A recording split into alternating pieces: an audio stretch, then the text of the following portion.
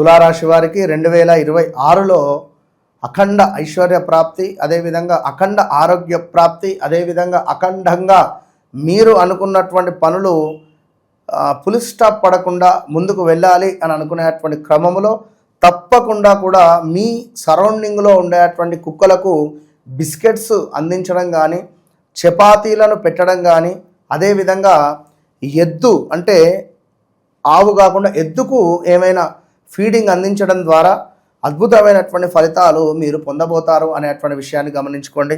ఏది ఏమైనప్పటికీ కూడా ఈ తులారాశి వారు ఖచ్చితంగా మీ దగ్గరలో ఉండేటువంటి గోశాలలో ఎప్పటికప్పుడు కొంత సహాయాది కార్యక్రమాలు చేసుకోవడం ద్వారా మీకు అమ్మవారి అనుగ్రహం ఎప్పుడూ లభిస్తుంది అనే విషయాన్ని గమనించుకోండి.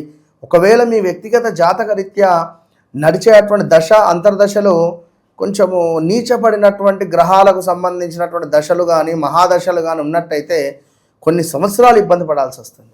మరి దానికి సంబంధించింది ఎట్లా? ఏదైనా రెమెడీ చేసుకోవడం ద్వారా ఫలితాలు ఉంటాయి. సో దానికి సంబంధించింది తప్పకుండా ఒకసారి ఆలోచించుకొని ముందుకు వెళ్ళండి. All the best.